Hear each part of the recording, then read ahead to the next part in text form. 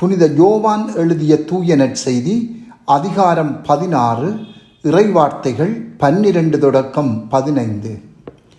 அக்காலத்தில் இயேசு தம் சீடரை நோக்கி கூறியது: நான் உங்களிடம் சொல்ல வேண்டியவை இன்னும் பல உள்ளன, ஆனால் அவற்றை இப்போது உங்களால் தாங்க இயலாது.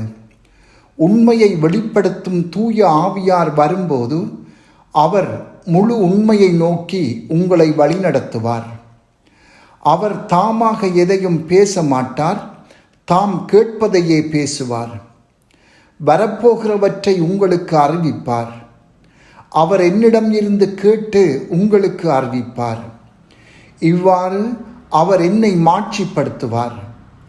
தந்தையுடையவை யாவும் என்னுடையவையே, எனவேதான் அவர் என்னிடம் இருந்து பெற்று உங்களுக்கு அறிவிப்பார் என்றேன். சிந்தனை: இன்று முழு உண்மையையும் தாங்கிக் கொள்ள அழைக்கப்படுகின்றோம். இயேசுவோடு இம்மண்ணக வாழ்வில் 3 ஆண்டுகள் வாழ்ந்த அவருடைய மிக நெருங்கிய நண்பர்களால் கூட முழு உண்மையையும் உண்மையின் ஆவியாராகிய தூய ஆவியாரின்றி தாங்கிக் கொள்ள முடியவில்லை. இயேசுவின் இவ்வுலக பணிக்காலத்தில் அவரோடு பயணிக்காத எங்களுக்கு இது ஒரு முக்கியமான நினைவூட்டலாக உள்ளது. இயேசுவுடன் வாழ்ந்த சீடர்களின் 3 ஆண்டு காலத்தை நினைத்து பார்ப்போம். இயேசு செய்த தொடர்ச்சியான புதுமைகளுக்கு இவர்கள் சாட்சிகளாக நின்றனர். அடுத்தடுத்து போதனைகளை கேட்டனர். அந்தரங்கமான உரையாடல்களிலே ஈடுபட்டிருந்தனர். அவருடைய பிரசன்னத்தில் இருப்பதும் அவர் மற்றவர்களுடன் பழகுவதை கவனிப்பதும் ஆழமான உத்வேகத்தை அளித்திருக்க வேண்டும். ஆயினும் இந்த காலத்தில் இயேசு வெளிப்படுத்த விரும்பிய அனைத்து உண்மைகளையும் தாங்கிக் கொள்ள அவர்களை தயார்படுத்த இல்லை.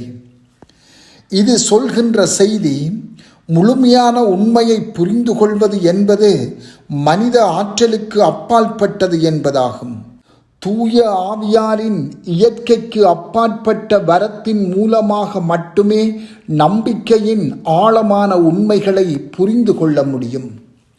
ஒருவர் தூய ஆவியாரை பெற்று முழு உண்மைக்குள் வழிநடத்தப்பட்டால் என்ன நடக்கும்?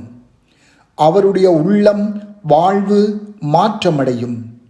கிறிஸ்துவுக்குள் ஒரு புது படைப்பாக மாற்றம் பெறுவார். ஆனால் இந்த மாற்றம் இன்றியமையாத ஒன்றை எங்களிடம் கேட்டு நிற்கும். அது எமது பழைய இயல்பின் சாவாகும். கிறிஸ்து வழங்கும் புதிய வாழ்வை பெற்றுக்கொள்ள எமது பழைய பாவ இயல்பை முழுமையாக விட்டுவிட வேண்டும். இதற்கு பெரும் தியாகம் தேவைப்படுகின்றது. புதிய வாழ்க்கையை பெற்றுக்கொள்வதற்காக நாம் மேற்கொள்ளும் ஒவ்வொரு தியாகமும் உயர் மதிப்புள்ளது.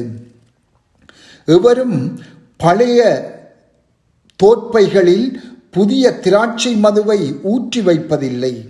புதிய மதுவை புதிய தோற்பைகளில் தான் ஊற்றி வைக்க வேண்டும் என்ற இயேசுவின் வார்த்தைகளை நினைவில் கொள்வோம். லூக்கா 5:37-38.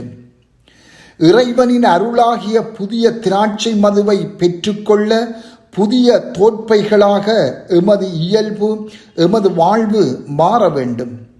இந்த மாற்றம் கடினமானதாக தோன்றலாம். ஆனால் தூய ஆவியார் நமக்குள்ளே செயலாற்றி ஒருபோதும் கற்பனை செய்ய முடியாத உண்மைகளுக்கு நம் உள்ளங்களை திறக்கின்றார். அப்போது தாங்கிக் கொள்ள முடியாமல் இருந்த உண்மைகளை தாங்கிக் கொள்ள தொடங்குவோம். தூய ஆவியாருக்கு ஊடாக ஆண்டவர் நமக்கு வெளிப்படுத்த விரும்புகின்ற பேருண்மைகளை இன்று சிந்தித்து பார்ப்போம். கடவுள் தருகின்ற ஞானத்தின் ஆழத்திற்கு எந்த ஒரு கல்வி அறிவும் ஈடாகாது என்பதை புரிந்து கொள்வோம். தூய ஆவியார் ஏற்படுத்தும் மாற்றத்திற்கு எம்மால் முழுமையாக ஈடு கொடுக்க முடிகிறதா? எம்மால் ஈடு கொடுக்க முடியாமல் இருக்கும் பகுதிகள் எவை என்பதை கண்டு கொள்ளுவோம். புதிய அருளை பெற்றுக்கொள்வதற்காக எமது வாழ்வில் இருந்து நாம் தூக்கி எறிய வேண்டிய பழைய தோற்பைகள் இவை. தூய ஆவியாருக்கு எம்மை அர்ப்பணித்து முழுமையான உண்மைக்குள் எம்மை அழைத்து செல்ல எம்மை நாம் அனுமதிப்போம். செபம்.